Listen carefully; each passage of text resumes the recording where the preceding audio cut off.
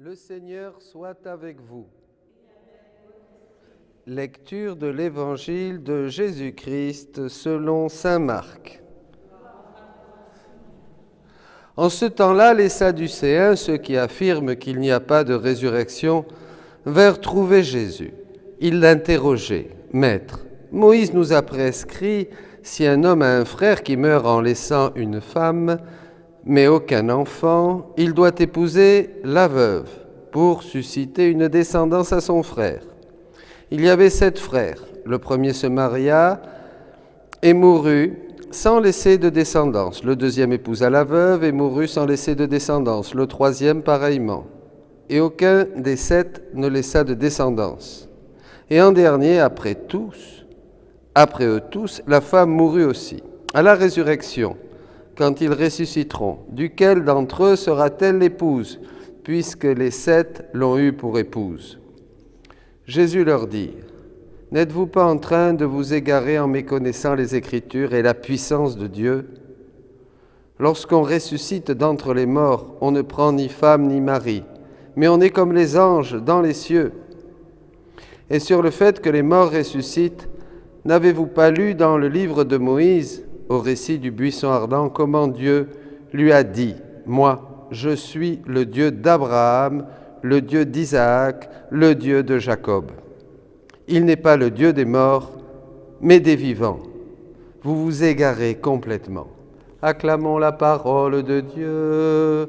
Louange à toi, Seigneur Jésus. »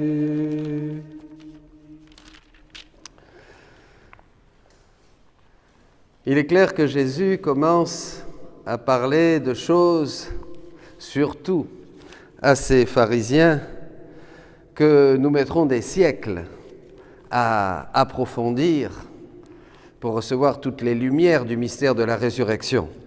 Là, il répond d'une manière simple et tout le reste fait partie de ces choses dont il dira « J'ai encore beaucoup de choses à vous dire, mais vous ne pouvez pas les porter pour le moment. » Bien plus encore, les pharisiens, bien entendu.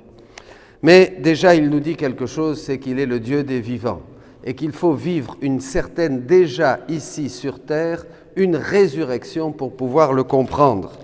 Et c'est à ce moment-là que la première lecture, qui est une catéchèse, bien sûr, de la vie dans l'esprit, que les premiers chrétiens s'efforçaient de vivre, et c'est ce que saint Paul donne dans cette lettre à Timothée.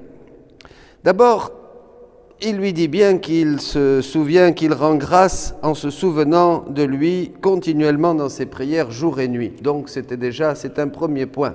C'est cette prière continuelle qui habitait le cœur des premiers apôtres, des premiers croyants. Ils priaient, ils évangélisaient. Quand ils avaient terminé d'évangéliser, ils priaient dans leur maison. Quand ils avaient terminé de prier, ils allaient évangéliser. En fait, ils passaient leur temps aux choses de Dieu. Ils ne vaquaient qu'aux choses de Dieu.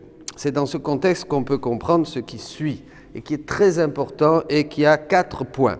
D'abord, l'apôtre lui dit « Je te rappelle, ravive le don de Dieu, ce don qui est en toi depuis que je t'ai imposé les mains. » Il faut raviver le don de Dieu. On se complique beaucoup sur la vie spirituelle. En fait, à la base, il faut renouveler notre intention d'être tout à Dieu. Pas tant faire des prières où, bien sûr, on va prier continuellement, mais il faut surtout en nous avoir ce désir, cette certitude d'être donné à Dieu, que ce don de Dieu que nous avons reçu, ce don de la grâce puisse déployer. Il faut croire qu'en nous, Dieu est présent. Le don de Dieu, c'est Dieu lui-même, bien sûr. Alors à ce moment-là, une force nous est donnée, un esprit de force. Et cet esprit de force, il est indispensable pour cheminer dans la vie chrétienne. Un esprit de force, un esprit d'amour et un esprit de pondération qui nous permet de ne pas avoir honte. Regardez aujourd'hui combien il est difficile de ne pas faire fi du qu'en dira-t-on, des persécutions, des sourires moqueurs, de l'ironie du monde qui nous entoure et de pouvoir affirmer sans peur notre identité chrétienne, que nous sommes vraiment des disciples de Jésus-Christ. C'est pas facile aujourd'hui, c'est pas facile du tout de donner témoignage, afin de rendre témoignage à notre Seigneur. N'aie pas honte, moi qui suis prisonnier, mais avec la force que Dieu te donne, avec la force de Dieu, prends part à tes souffrances liées à l'annonce de l'Évangile. Voyez, la finalité, c'est l'annonce de l'Évangile. Et là, Jésus dit bien que si on veut annoncer l'Évangile, il y aura de la souffrance, il y aura des persécutions, il y aura des difficultés. Alors je le dis à tous, si vous voulez annoncer l'Évangile sans persécution, sans difficulté, sans croix, eh bien arrêtez, changez de religion. Vous voyez, ça c'est important, il faut le savoir. Mais dans la mesure où vous avez cette ferme détermination, vous voyez, en ravivant le don de Dieu que vous avez reçu, c'est-à-dire un don surnaturel qui nous fait agir de manière surnaturelle, et que vous prenez, chacun prend, voyez, dans ce don, la grâce de la force, de la pondération et de l'amour, eh bien, nous aurons des souffrances pour pouvoir quoi? Annoncer l'Évangile, pas pour faire autre chose, bien sûr. Et là, c'est très important. Et alors là, il y a quand même quelque chose pour terminer, je terminerai avec ça, de très intéressant. Nous sommes appelés à une vocation sainte, non pas à cause de nos propres actes, dit l'apôtre Paul, mais à cause de son projet à lui et de sa grâce. Et écoutez bien, cette grâce nous avait été donnée dans le Christ Jésus avant tous les siècles. Ah, alors ça, c'est quand même quelque chose. C'est quand même très prophétique pour nous, les missionnaires de la divine volonté. Et ce matin, je faisais lire aux missionnaires de la divine volonté ce premier chapitre du livre 25, où il y a un parallèle entre l'annonce et entre ce que nous vivons aujourd'hui, ce petit début. Pourquoi ? Parce qu'avant tous les siècles, nous avons reçu une grâce dans le Christ Jésus. C'est-à-dire que Jésus, déjà nous sommes tous nés dans le Christ Jésus. De toute éternité, nous sommes en Dieu.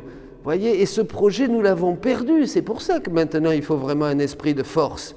Il faut vraiment raviver le don de la grâce qui nous est donné par le baptême. Mais pour pouvoir revenir où ? Eh bien, revenir à ce que nous avons perdu. Parce que cette grâce, nous l'avons perdue, mais elle est devenue visible par la mort et la résurrection de Jésus. Jésus représente le royaume de Dieu. Et nous, maintenant, il nous faut entrer dans ce royaume en nous appropriant toutes les richesses du Christ Jésus, les insondables richesses qui habitent le Christ Jésus, c'est-à-dire en entrant en lui pour faire nôtre tous les attributs divins que nous avons en nous unissant au Verbe fait chair et vivre dans la divine volonté. À ce moment-là, eh bien, nous serons saints, non pas à cause de nos actes, mais à cause de notre participation à la nature divine. C'est ça qu'il faut comprendre, voyez ? Et là, nous ressusciterons vraiment. Dieu ne sera pas... Alors, je lisais aujourd'hui un très beau texte que m'a donné notre vicaire général, Père Jean-Christophe, sur l'Eucharistie. Eh bien, voyez, il dit bien que toute cette polémique autour de l'Eucharistie, bien sûr, est-ce qu'il faut y aller ? On n'a pas eu la messe, tous ceux qui pleurent, mais ils vont à la messe, pourquoi ? Mais il disait, c'est un très très beau texte, et vous pourrez le trouver, mais l'Eucharistie, c'est la chose, c'est pas une chose, c'est Dieu vivant, mais on n'est pas préparé à l'Eucharistie. On viendra, dit le texte de ce moine, ce frère théologien bénédictin, il faudra peut-être faire des kilomètres un jour pour aller à l'Eucharistie. Et là, nous allons valoriser tous ces gens qui se plaignent de ne pas avoir eu la messe pendant je ne sais pas combien de temps. Est-ce que vraiment, dit le texte de ce père, est-ce que vraiment ils prennent conscience de ce qu'est l'Eucharistie ? Est-ce qu'on n'a pas matérialisé l'Eucharistie ? Est-ce qu'on n'a pas chosifié le sacrement ? Et on veut chacun son petit Jésus, dit-il. Là, pour être bien, pour être tranquille. C'est pas ça. C'est le Dieu vivant, mes amis. C'est le Dieu vivant qui veut que nous soyons vraiment ressuscités et vivants pour nous transformer, pour nous consumer et pour faire de nous, comme Charles Lwanga et ses compagnons, des témoins de l'amour de Dieu jusqu'à la croix. C'est ça que veut Dieu. Voyez. Et là, c'est la vie de la résurrection qui commence dès ici-bas. Eh bien, demandons cette grâce au Seigneur par l'intercession des saints que nous célébrons aujourd'hui et de tous les martyrs, de tous ceux qui ont donné un bon témoignage. Je demande au Seigneur, au nom de Jésus, que le don que nous avons tous reçu et ce don que nous recevons continuellement à chaque instant, chaque fois que nous aimons Dieu, chaque fois que nous faisons un acte dans sa divine volonté, et le Père le dit aussi, Il dit, nous oublions toutes ces Eucharisties, toute cette vie eucharistique qui se donne à nous continuellement à travers les choses, à travers les unes et les autres. Il dit quelque chose comme ça, c'est très profond, et que voilà, c'est ça déjà la vraie Eucharistie. Alors là, nous profitons pleinement du don de Dieu. Nous sommes vivants. Le Christ est pour nous vivant parce que nous sommes ressuscités avec lui. Amen. Soyez bénis.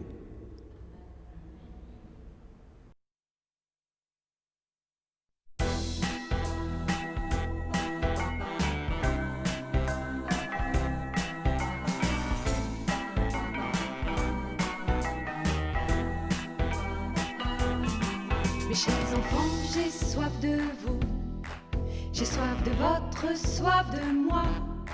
Ne craignez pas et espérez, je vous envoie le Paraclet. Mes chers enfants, j'ai soif de vous, j'ai soif de votre soif de moi. Ne craignez pas et espérez, je vous envoie le Paraclet. Je remonte vers le ciel, j'entre dans la gloire du Père. Je vous montre le chemin, je fais de vous mes témoins.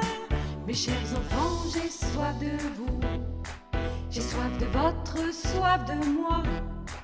Ne craignez pas et espérez, je vous envoie le Paraclet. Bâtissez mon église, consolez mes enfants, proclamez ma parole, dénoncez les idoles. Mes chers enfants, j'ai soif de vous, j'ai soif de votre soif de moi. Ne craignez pas et espérez, je vous envoie le Paraclet.